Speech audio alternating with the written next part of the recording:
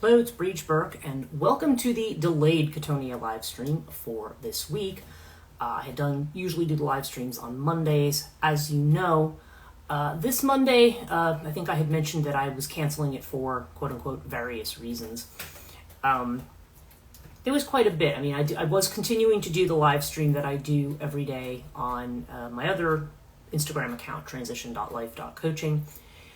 And on that one, I was actually talking a bit about I was talking about different things I had that were going on, different dreams, waking up in different states and feeling certain emotions and things. And so, it was kind of in a very weird place, sort of emotionally and thought-wise.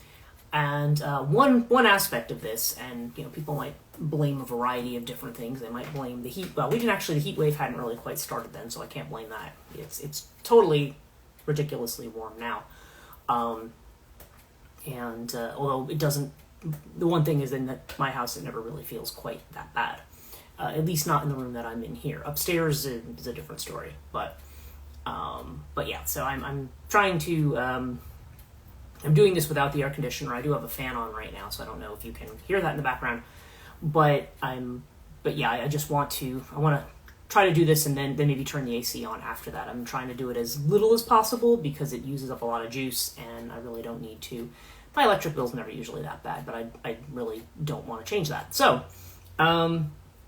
it's a very hot day today, and it was just not, Monday was not a great day. It was one of those days, I do have, and this is not often, but sometimes I'll just have days where you say the wrong thing to me at the wrong time, and I will just, I may not take it too well. I have to be very, very careful because I can just pop off, and sometimes I really have to stifle it, because I know that my part of me knows that, okay, if you pop off, you're probably going to regret it later.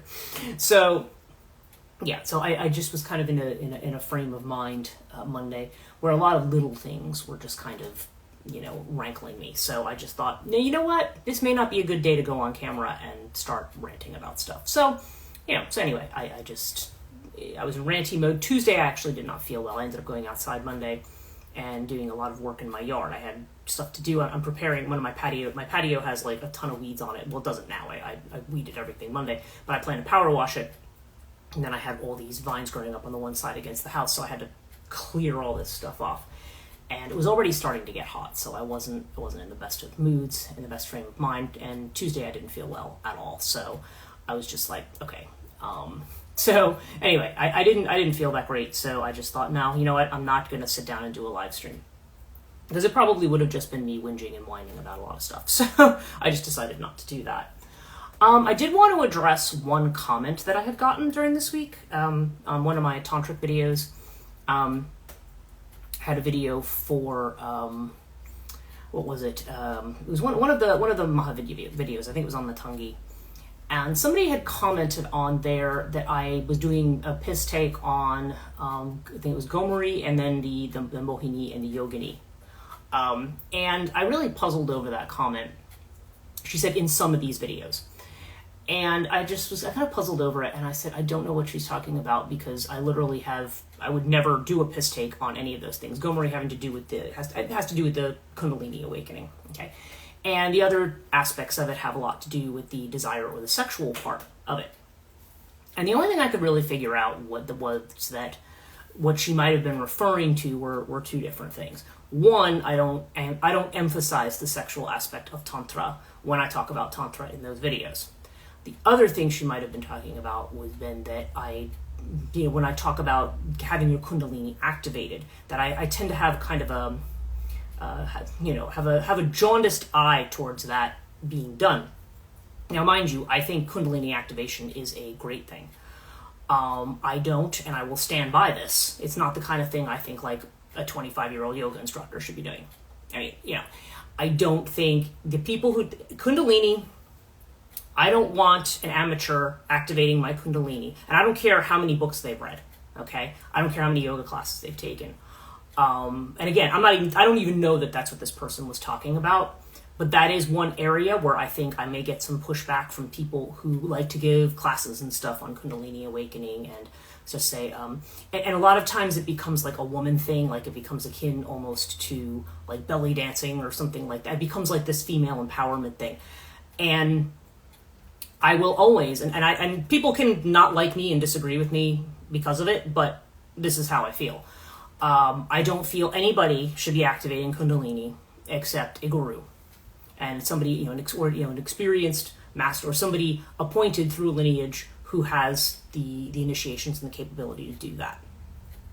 I do not think, like, I would never, for all I've read about Tantra in my life, for all the practices that I have personally, which are not on the sexual side, by the way, which is also why I don't talk about that. Sure, there's plenty out there.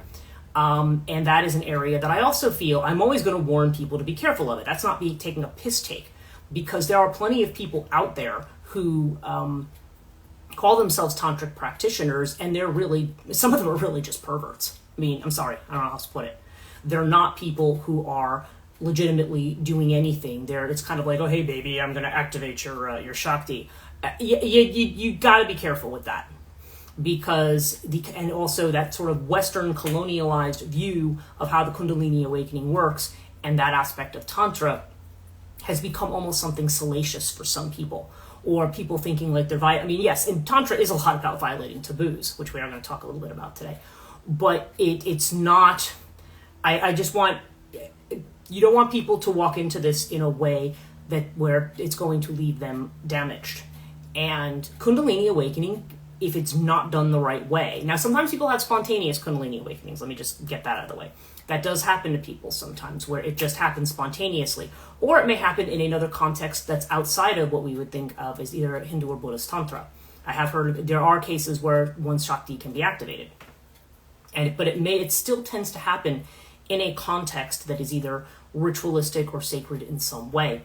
And, a lot depends on the context of the person. But I think people who don't know a whole lot about it and who are just kind of interested in it and go to get their Shakti activated, it's not a joke, okay? I don't think when you're dealing with Shakti, it's not a joke. You have, to me, okay, if I could try to find a metaphor for it, it would be like somebody taking a high school shop, equivalent of a shop class, but on electricity and how it works, and then saying, oh, right, we've got power lines down, I'm going to go fix those. You're not qualified to fix those just because you know something about it. And the chances that you're going to hurt yourself or hurt somebody else in the process is actually really good. Because Kundalini awakening, and again, maybe that comes across as I'm, saying it's scary and you shouldn't. I'm not saying you shouldn't do it at all. I'm saying you need to do it through a qualified person, through a qualified master. And there are qualified masters in this country. You can find them. You do have to seek them out. It's not just like, you're going to, walk down the street to the mall and find one. It doesn't work like that. And I think a lot of the times when these Shakti activations occur, or these classes where that's alleged to occur, at least some of the people I've talked to who have been in classes like this, I feel like either nothing is happening at all, or some of the actions actually, I feel like, just judging from the results, actually maybe more suppress someone's Kundalini rather than awakens it. Either way, I mean, the best case scenario is that nothing happens in that case. That it's just like, okay, I mean, if somebody wants to go through and do some kind of a thing to help cleanse or get, the chakras going and working, yeah, that's fine. That's one thing. And obviously, to have that whole center pillar clear and active, that's very important to a Kundalini awakening. You want to have that clear path, because when you don't, if you have the Kundalini awakening and something is blocked somewhere, that's why you really need a master who can really assess what's going on with you. You can't assess what's going on with you. And somebody else, they're not going to be able to do it. Let me put it this way: I don't have any confidence that they're able to do it, unless they have been through that and they know. I'm not a fan of that. So I don't know if that's the kind of thing that this person sees as a piss take. and I kind of de-emphasize it, and maybe it comes across very strongly as like, you shouldn't do this, which is not actually what I'm saying.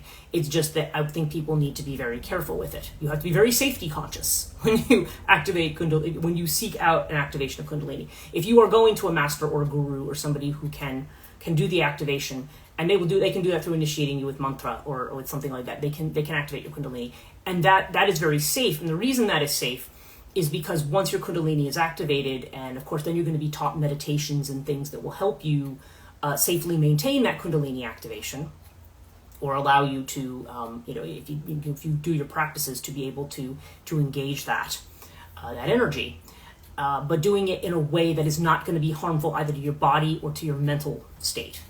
I have known of people who have become paralyzed through Kundalini, through fake Kundalini awakenings. I've known people who have literally gone out of their mind and had to be institutionalized from fake Kundalini awakenings. So I am not going to advocate. You're not going to hear on Chthonia podcast, or you need to go get your Kundalini activated. Breach said so. You're never going to hear that.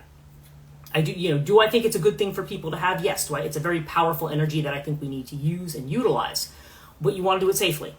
Okay, safety first. It's not like, electricity is a great thing for my house. Let me just grab some, and it's powerful, but it can be dangerous at the same time that it's powerful if you're not channeling it in the right way. And I always use electricity because it almost is a kind of electricity. I mean, it functions in a way, and it's way more powerful than we can conceptualize. Okay, the power of Kundalini is massive. And for me to say this does not mean that I think that that Kundalini, that it's, that therefore nobody should deal with it. But people are going to get involved with Tantra.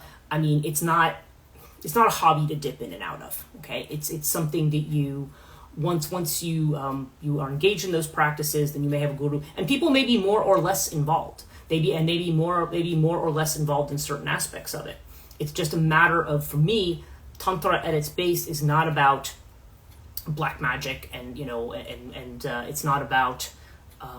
Yes, there are certainly sexual aspects to it, even among tantric practitioners who are celibate.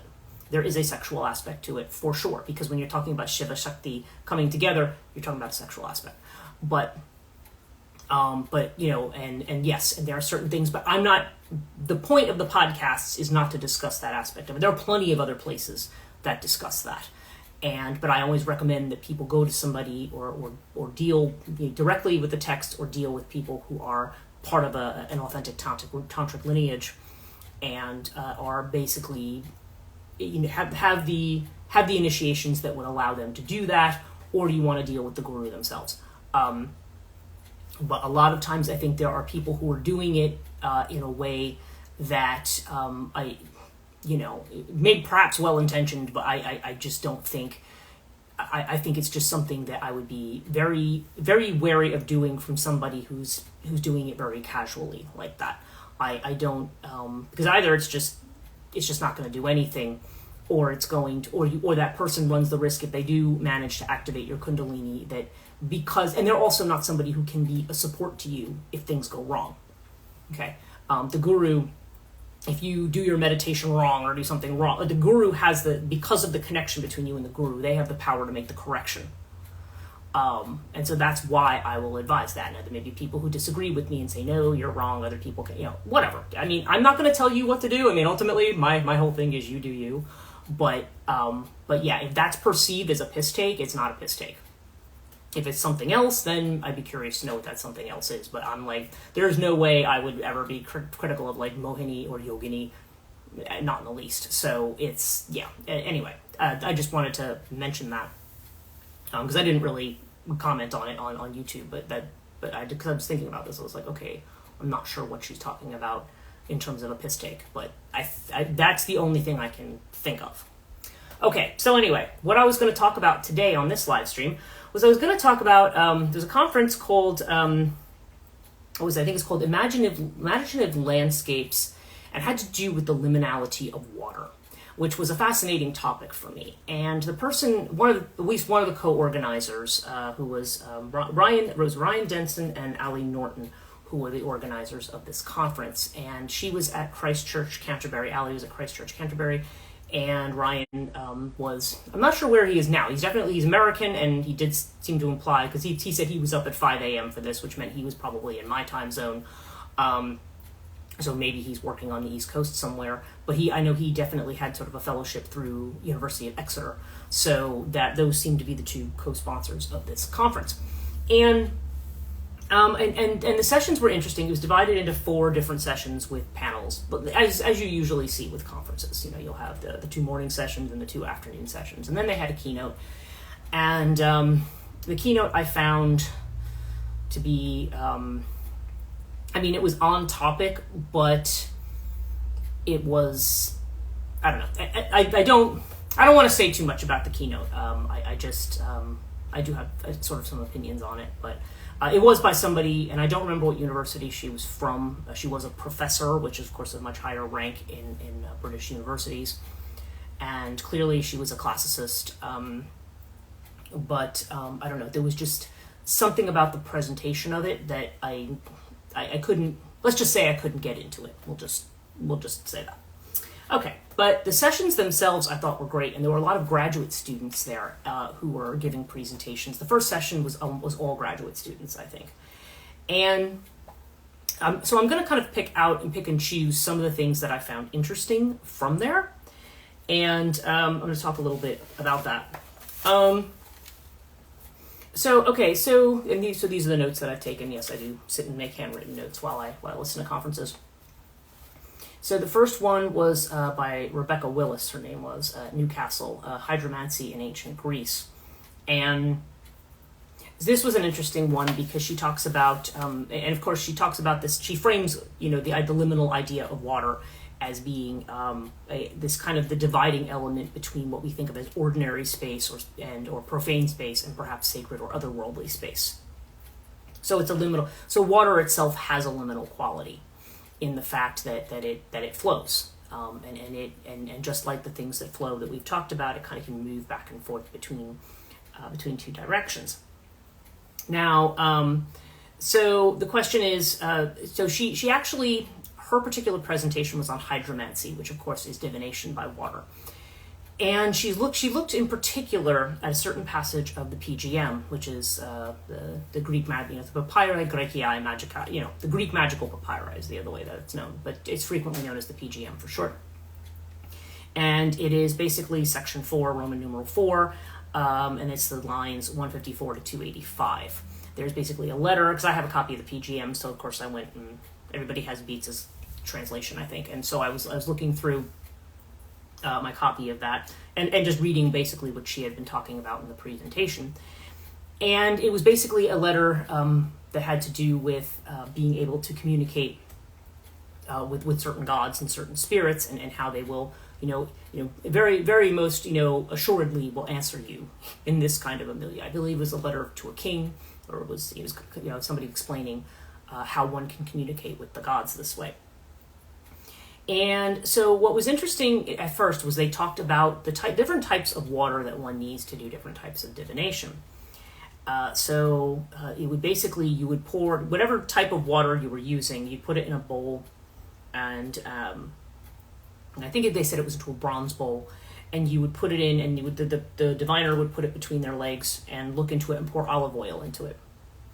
And like a lot of kind of scrying type or even other types of magical interpretations of omens, you're generally looking for shapes and things. And supposedly, it sounds from the way the PGM describes it, one might also hear voices or things like that, and be able to distinguish things from that as well. So it would be an auditory as well as a visual thing. So it was really about being able to scry and being able to kind of see into it. In a way, it reminds me a little bit of what one might do in an Enochian working, although in that you're simply looking into a black mirror. You're not using any kind of an agent. Sometimes people who use a cauldron and will put something in the bottom, like they'll put a coin in the bottom, or they'll put something in there so that you can see and interpret the shapes there. What was interesting was that rainwater is connected to the heavenly or the celestial gods. Seawater is connected to the Chtonic gods. So you would need sea, in this case, the sea If you're talking ancient Greece, you might be thinking about like the Mediterranean or the Aegean Sea, water from the sea. Although probably ocean water would work as well in this case, just that kind of water, that salty water that comes from that place. For Osiris or Serapis, which were sort of represented as the same in like the writings of Pliny in different places, which would, so of course, Osiris being king of the underworld in Egypt, you would use river water, which is interesting, which might have to do with the connection to the Nile, perhaps. And the idea of rainwater with the heavenly gods, probably because it's falling from the sky. So it's celestial water, so to speak, coming from the clouds, coming from the sky. And lastly, if you wanted to connect with the dead, you actually used spring water. And again, we tend to think of spring water as something that's very pure. People sell bottled spring water, and the idea that it comes from a spring. And of course, we know the idea of sacred springs and their healing properties. But again, these are springs that come out of the ground, so they definitely have this chthonic element to them as well. So that's interesting. So those were the different classes of divination and the types of water that would be used. And water is an element when we think about the chthonic and when we think about the realm of the dead. Certainly, there's 4 rivers that flow into the underworld in ancient Greece. There is and then also there's this idea of the caves that you can enter. There's various entrances to the underworld, but they're always cavernous, and they're always either by a river or you'd have to kind of go into a river maybe, or even into a lake to get to where the underworld is. And that element does seem to carry. It's not the only place that we see it. In some cultures, you actually see the underworld conceived of as being a place under the ocean, okay, or underneath the sea. When we talk about the Western lands as being the place of the underworld, when one goes to the west, the Hesperides, to the Hesper, the west in Greek mythology, where there's the idea that if you conceive of the earth as being flat, okay, which unfortunately some people do again today, and anyway, that's a different topic, but it's not, the world is not flat, just, that's a fact. But in the conception of it as being that, then you would think about and then we think about the way that the journey of the sun, the night journey of the sun happens. The idea that the sun goes out into the west and where it sets, and it's kind of going under, and then into this night space, and then kind of it comes back in the morning, and it's born in the east in the day space. That's the mythical conception, and there was some discussion of that as well, of the night journey of the sun, and that's connection to. It was a connection to the story, an Egyptian story of the shipwrecked sailor, and how that was actually the scholar. She was from Loyola. She was talking about how it was connected to how these stories were actually connected. How the shipwrecked sailor story is actually a retelling of the night journey of Ra, is what she was getting to, and. So you have this kind of Western Isle idea that one looks to the west for these are the lands that are this is where the world ends. This is that space between this world and maybe the other world. You do hear about this in other mythologies as well, where you talk about the Western Isles, or we talk about just different places that seem to be in a conceived of geographically in a westerly direction, because obviously that's connected to the setting sun. But there's definitely this idea of maybe crossing mountains, and of course then we have the idea of caves and rocks, and then of course water. And so water is always had this strong connection to the underworld. And so, and if we think about it in terms of elementally, water is definitely connected to emotions, connected to the depths of things. Psychologically, water becomes metaphorical of the unconscious. It becomes that watery depth. When we talk about mythologies of the flood, okay, the way in which chaos can intrude on the orderliness of the conscious mind. And when we talk about the primordial ocean, or these primordial waters, and they become associated with a lot of other things too. Water becomes associated with associated really with purification. So when we have rites, think of like baptism and things like that, for example. The idea is that the waters somehow bathe you or release you from another state. They're like liminal; they move you from one state to another. It's used. We use water, of course, to bathe and to remove anything that may be, potentially, toxic to us. The idea is that you do that. Of course, we're always told now to drink water. That wasn't always true in history. But, the idea that drinking water and hydrating also keeps all of your cells going and so forth. Water is very much connected with life as much as it's connected with death. Okay. So it's interesting.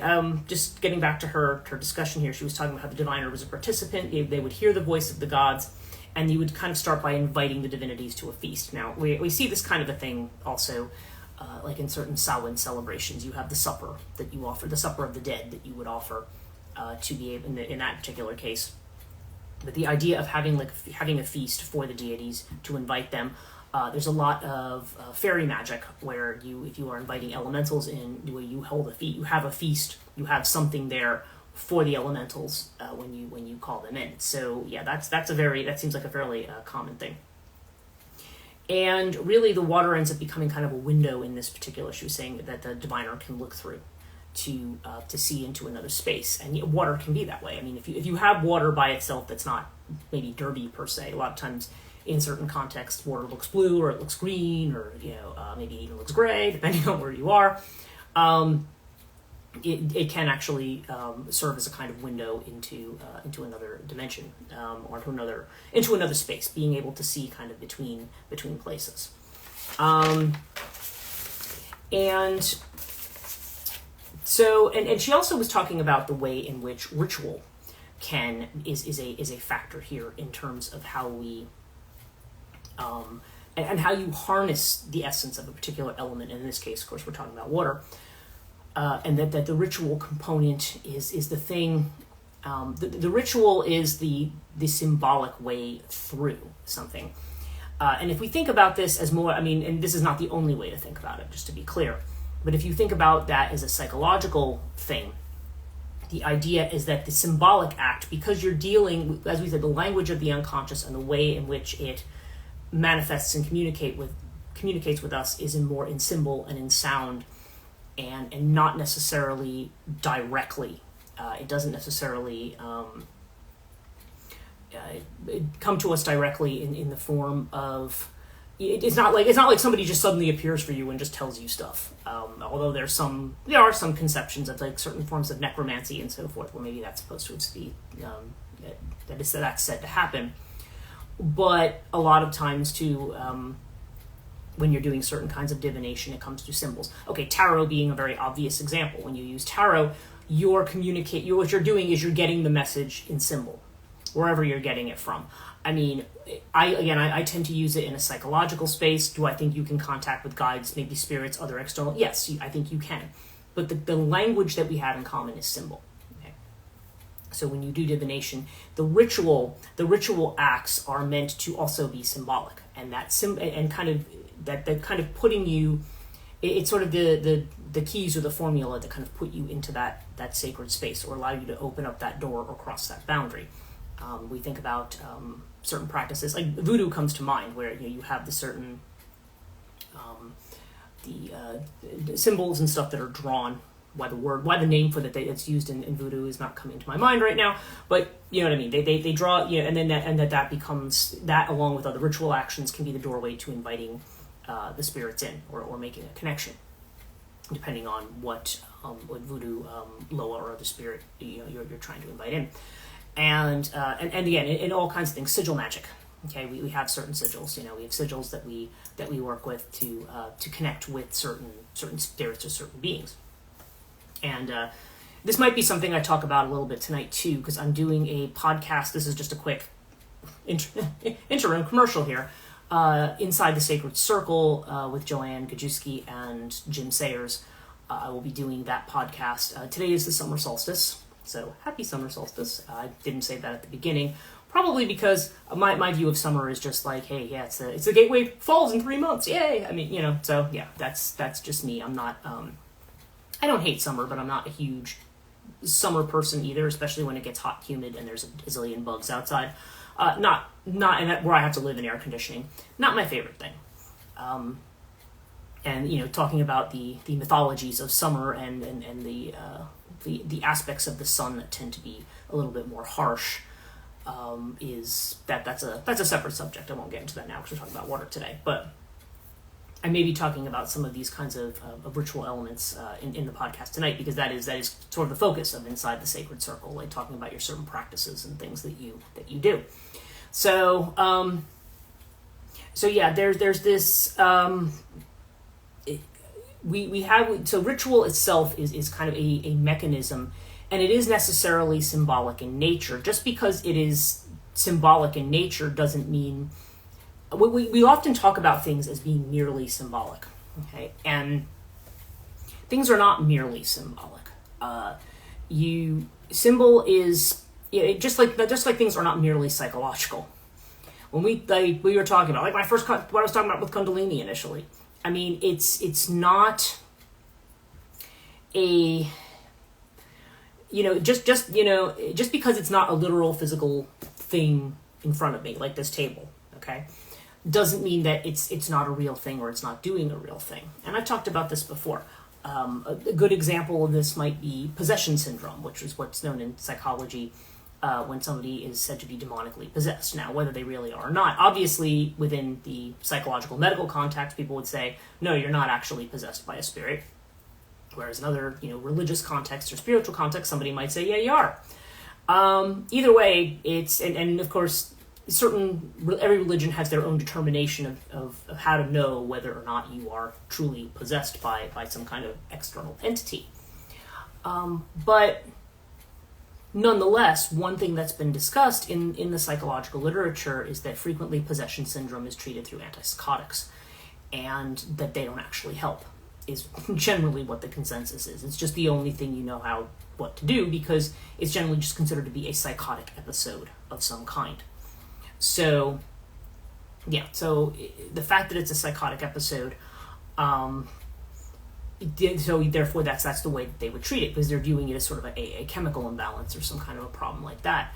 But this was an article I had read in Psychology Today, and somebody had said the curious thing is that possession syndrome is actually better served by somebody performing an exorcism, by going through the rituals and the rites.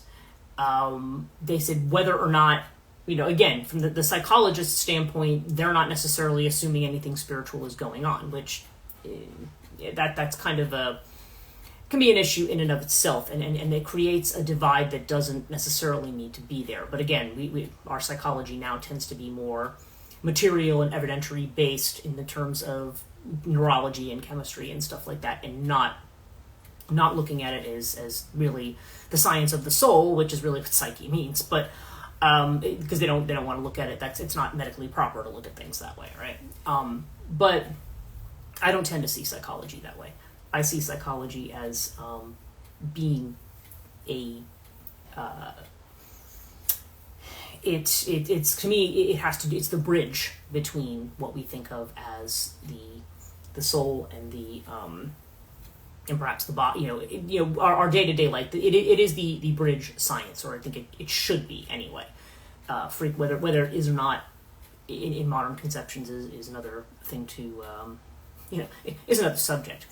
But the point being about this is that the ritual itself, even though we may think that even though you may think it's hokey or whatever, the ritual does actually have an effect.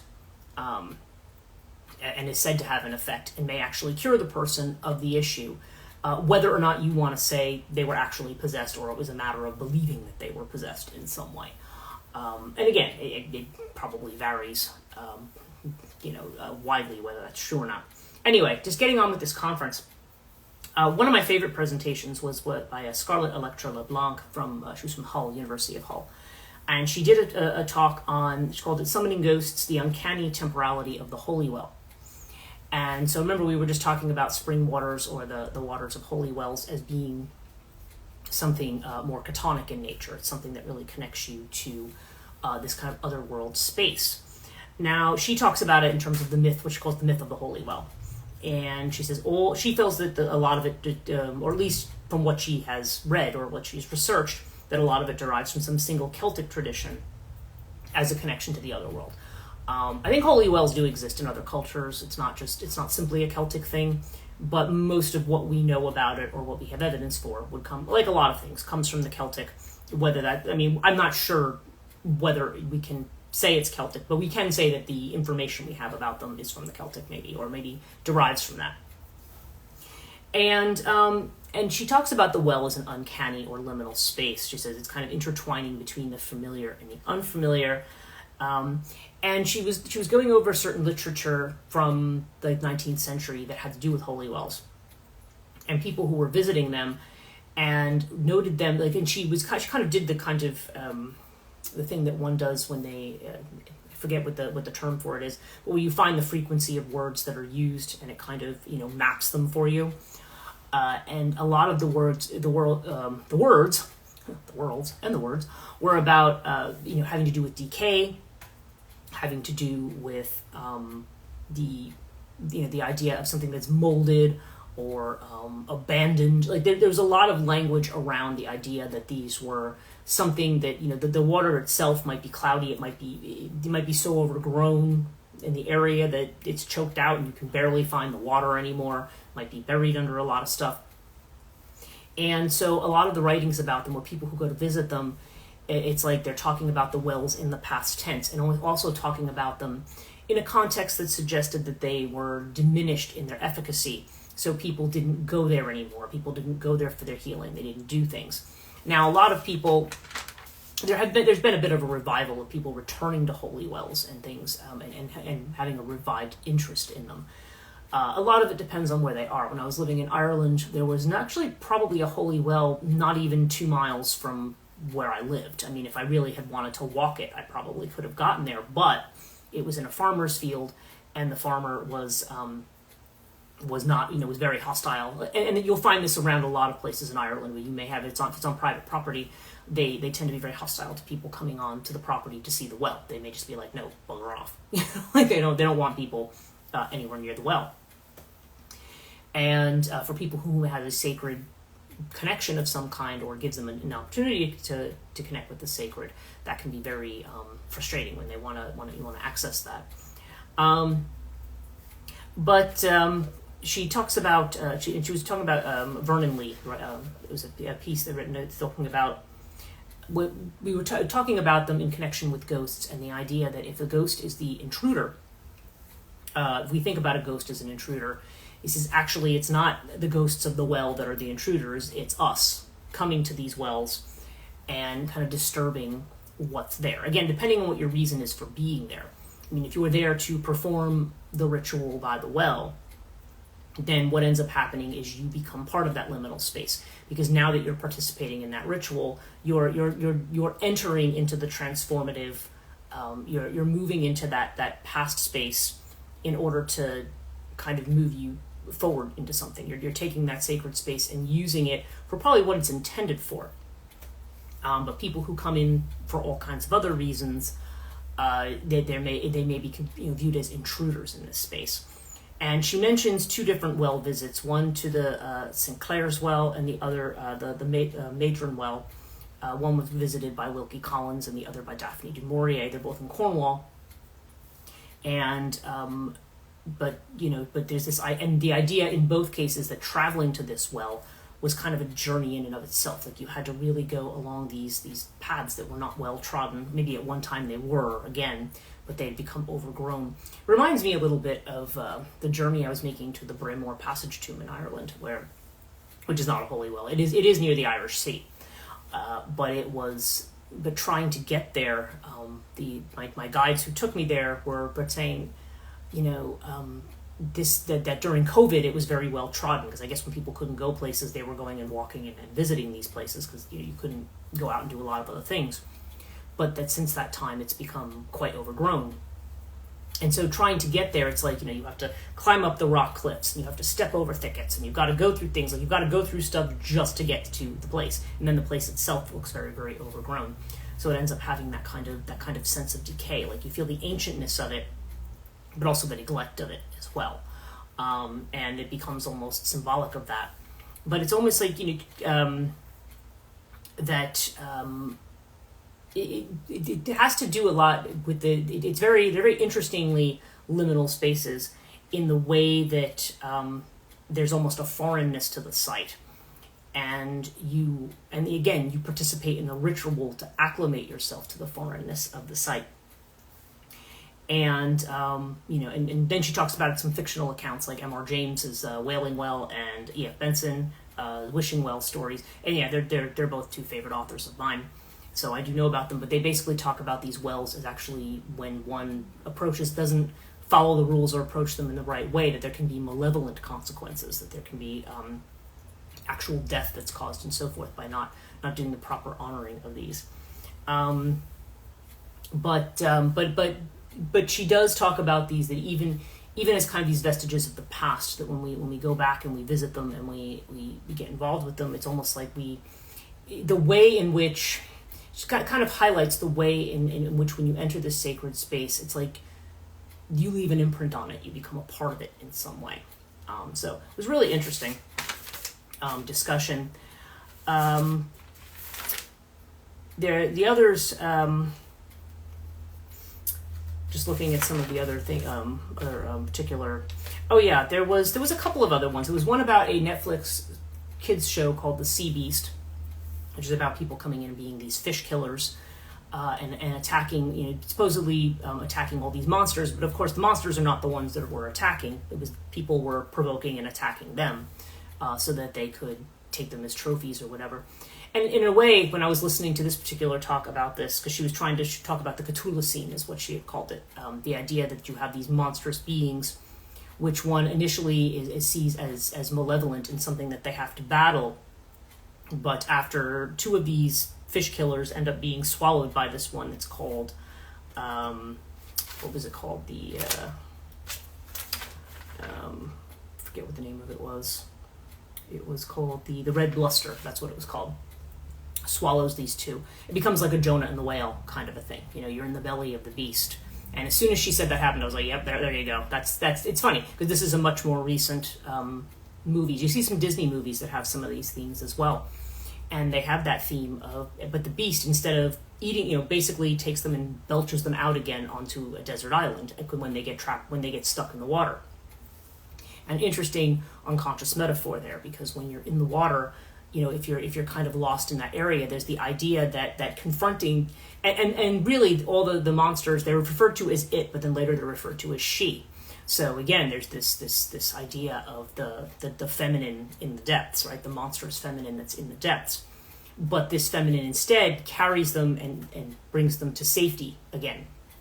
So really, psychologically, there's almost this metaphor of when one gets lost in the unconsciousness, it's that confrontation of the monster that's there, where the devouring monster is also the one that is, that's where one comes into a different relationship with that feminine element. And I thought that was an interesting way of coming into relationship with the dark feminine, because after they have that experience, then they start to try to stop the other fish killers from doing what they're doing, and then it becomes where the monsters and the people end up having a good relationship, which is, that there's the fairy tale part, because we're not really at that space yet, but the idea of being able to accept that darkness. So I thought that was a really interesting kind of more modern animated idea of about connecting to not only to nature, but I feel also connecting with the soul and connecting with the monsters that are supposed to be present out there, and not necessarily, it doesn't mean that the monsters are, may not have a dangerous streak, or may not be vicious, or may not be whatever, or may not even have a devouring capacity, but that the relationship to them has to be something different. We need to look at them in a different way. So that was interesting. So she talks about it as the Cthulhu scene, and although eventually in that particular story, apparently the monsters and the people just kind of stay away from each other rather than interacting with each other, which she was saying, like, I think the title of that particular one was staying away from the Cthulhu scene. Yeah, and referring, of course, to H.P. Lovecraft Cthulhu, which is, of course, was another sea monster. And I think there was some comparisons there to the medieval treatment of dealing with sea monsters as well, which was interesting because the idea was that when people claimed to have caught or interacted with these monstrous beings, rather than killing them, they would just simply let them go. So psychologically, it's kind of like, it's the idea that one conquers without destroying, or one has an appreciation for what that is, or what, even if it's something that becomes something that you struggle with or fight with or interact with in some way. The last one that I really wanted to talk about was one where was the I think it was she was a woman from Tufts. She was talking about birds, aquatic birds, hybridity of aquatic birds in Greek mythology, and she highlighted several different ones: marine ducks, the shearwater, the kingfisher, the stork, and the swan were the ones that she had talked about. But one of the things that was interesting, she was talking about diving as a metaphor, and diving becoming a metaphor for death. So the diving bird as having this kind of Chtonic kind of correspondence. So she mentions here, I have in my notes, she says it's a way of breaking the barrier to the other world is by diving, and you will even see certain humans in some of these contexts who deal with it by diving in. So you are able to enter that liminal space through the water by diving into the water. Okay, that when one takes a dive. I was talking a little bit about something like this on my morning live stream today on transition life coaching, where I was saying that that matter of trust, where one actually just has to say fuck it and take the leap, right? And so that's kind of the thing too. To dive into the other world is to just say, you know what, or going back to what I had said about fence jumping. The fact that we always feel like we have to stay in this little box because it's safe, but do we jump the fence and confront what's out there? Okay. So in any case, there was a lot of interesting. She talks about Ino and her veil, the veil that she gives to Odysseus, and then with the veil, he's able to actually, instead of he was trapped in the water, and then he was able to use it to dive back into the world of the living. So there's this idea of this bird imagery and this bird metaphor and this diving metaphor as the way of moving between the worlds, by diving in between the worlds. And there is an expression, when in deep water, become a diver. The idea that you are, rather than helplessly treading water, you become a diver. And that's interesting. And that to me has a lot to do with the way in which we interact with death. So I think that's pretty much all I want to say about the conference itself. The other thing I kind of came across today, because I'm actually researching the podcast for this week that's going to be coming up, is going to be on the Banshee. I just recently did the Shilana gigs, and then now we're going to talk about another symbol, which is the Banshee. And Banshee is connected to a lot of old practices, lamenting practices and so forth, the keening and wailing and lamentation, which I'm going to talk about in the Greek capacity, as well as in what they're calling the Celtic/Gaelic traditions, the way that was conceived of, and how it connects to certain goddesses like Morrigan, for instance. Because obviously Banshee could be a huge discussion, so we're going to try to limit it in some way. But I was looking through some books and stuff that I was doing for this, and because I knew that I had read an article somewhere about the laws of Solon with regard to lamentation, and I couldn't quite remember where I'd seen it. I know I talk about it I don't think I get specifically into that law in my book, Death and the Maiden. I do talk about it in the chapter when we get into Zoroastrianism and mystery cults and things like that. I do talk a little bit about Solon and Solon's bringing of democracy, but also the way that he revises the laws of Draco and so forth, for that particular area. And I was looking up stuff on women in death, and I came across this, which I thought was really interesting, on purity and impurity. And this is an article, I know I did use this article for as part of my research, because this is a set called The History of Women from Ancient Goddesses to Christian Saints. Okay. And it was called Pandora's Daughters and Rituals in Grecian Cities by Louise Bouyt Zaidman was actually the author of this. And she says, she talks about this, and this kind of fits in with the water theme, which is why I brought it up here. Birth and death were often linked as sources of impurity. And Epidaurus, it was forbidden under sacred law to die within the temple walls, and women were not allowed to give birth there. On Delos, an island sanctified by the birth of Apollo, a similar prohibition applied. Speaking of Artemis, Iphigenia says, if a mortal has contact with a murderer or so much touches a woman who has given birth or a dead body, she, meaning Artemis, prolongs the defilement by driving that person from her altars. Okay, so interesting connection here. And she says, birth and death were thus on par with the ultimate defilement, murder. Both were feared because they were unpredictable and uncontrollable, and therefore invested with a menacing, if sacred value that could be tamed and held in check only by means of strict ritual. Oh, here we're back to that again, right? Women who were believed to have a savage side, quote unquote, another way of defining their difference, were the quote unquote natural intermediaries between these sources of impurity and men who were thereby protected. Men were sheltered from the impurity of childbirth. They did not touch the mother and possibly the child until after the purification ritual, which took place on Recognition Day. Contact with death was mediated by women. Men were not asked to view the corpse until it had been washed, perfumed, and dressed. Okay, so now we're also looking at water as a purifying element and also as one that cleans the defilement of the dead person, right? So you're using it probably as purification around birth, and you're using it around death as well. Impurity was a confusion of categories, a coming into contact of things that ought to be kept apart. Women were by nature, that is, quote unquote, I'm saying by nature in quotes here, or inverted commas if you're in Britain, by virtue of their biological function, liable to become impure. Hence, in the eyes of Greek males, women enjoyed a mysterious and awe-inspiring relation to the sacred, a category whose ambiguity in archaic and classical thought has been analyzed by Jean-Pierre Vernon.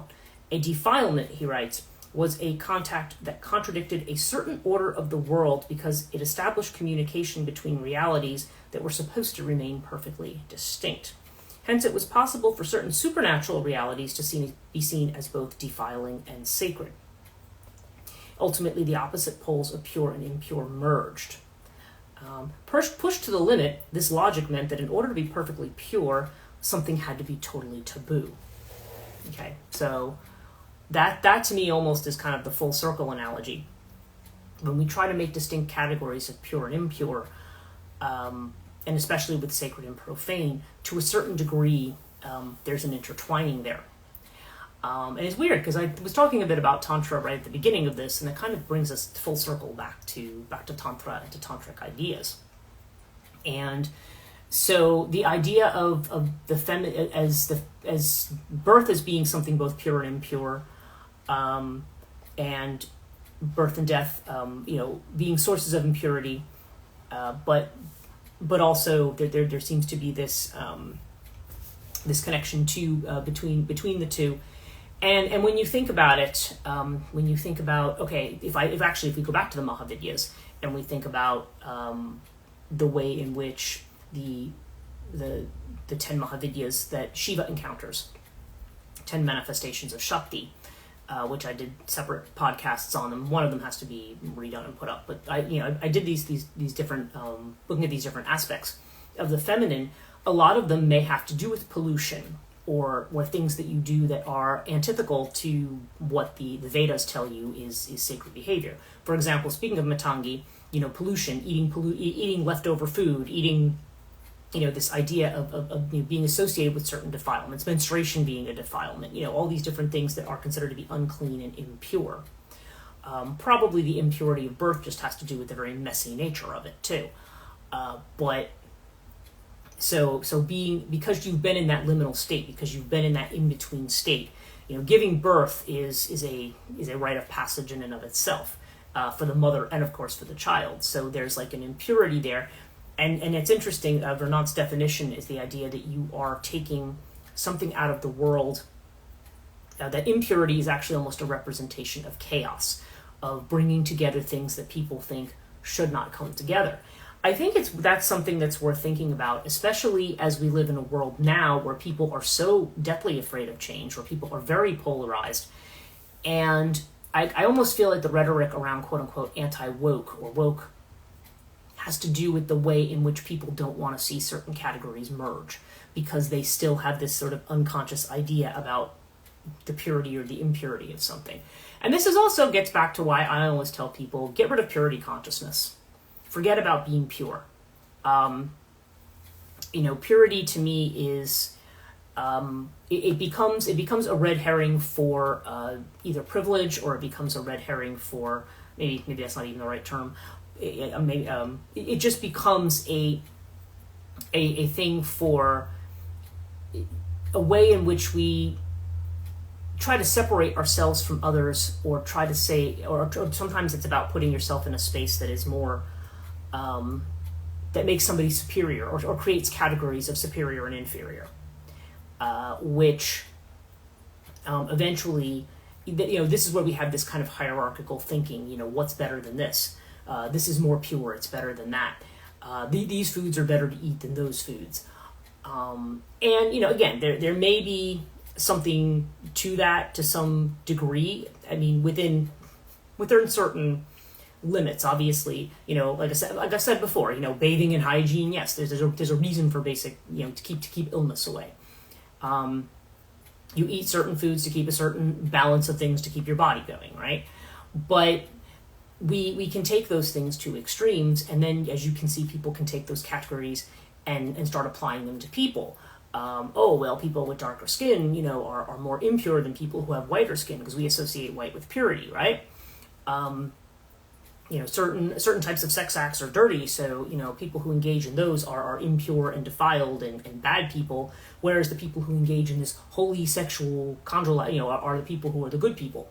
You can start applying these categories in this kind of moral or ethical dimension that ends up ostracizing or putting people on the outside in a way, not in a way that's necessarily transformative, although when you're outside of the social milieu, you may be in a place where you have to kind of figure things out now, where you have to figure out what your own path is, because, you're not, you're kind of not within that structure.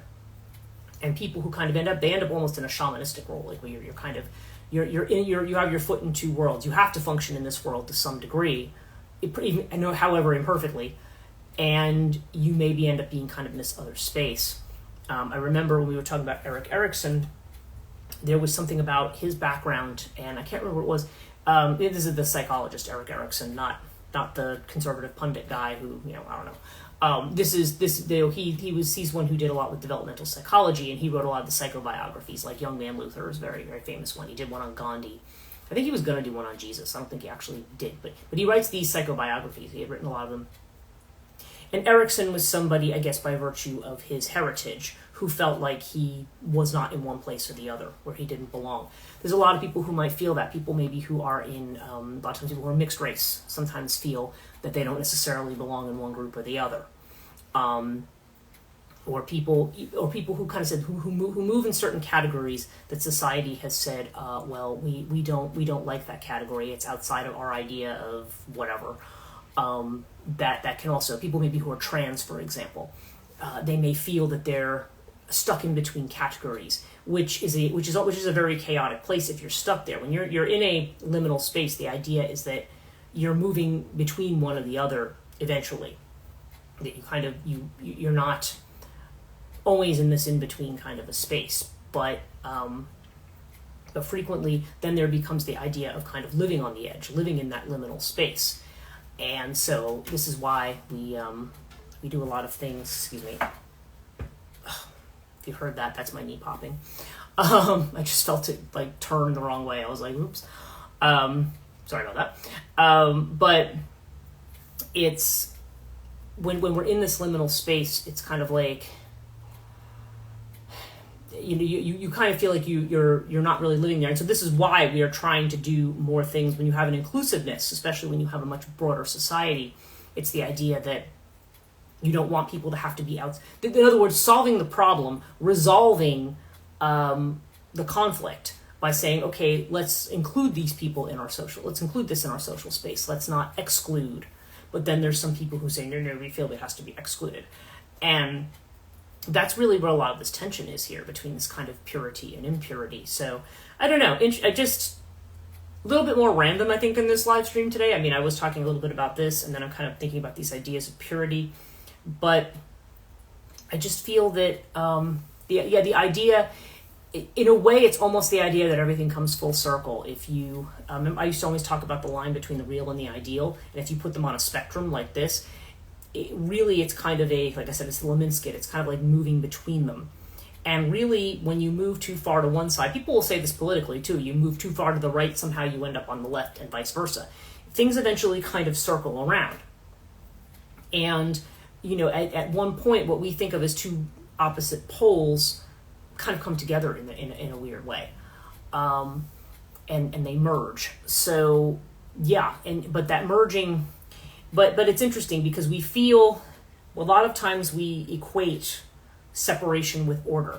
And I think that just comes out of the kind of way that we're thinking in the mythologies that we have and our rules for maintaining that order. I mean, yes, we have certain rituals to do certain things, but the way in which we maintain that order may also have to do with ways when we feel that things are changing and we're overwhelmed by the change, we may be clinging to ideas of order against the kind of chaos that we see. Or a fear that we're going to descend into a kind of chaos that we won't be able to get out of or recover from.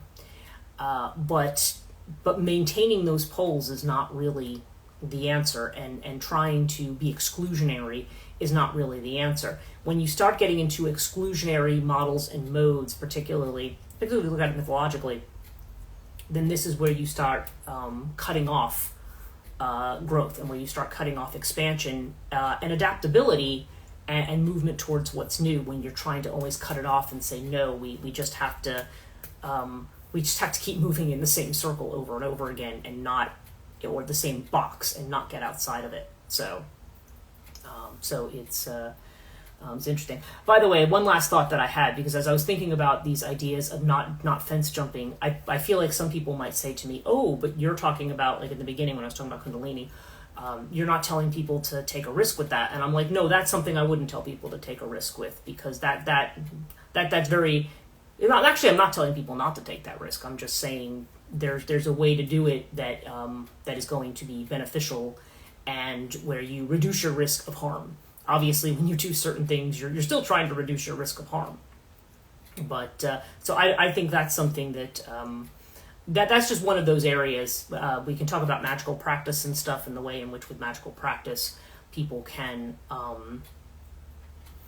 like they will say, just dive in, and if you make the mistake, you better figure out how to fix it, right?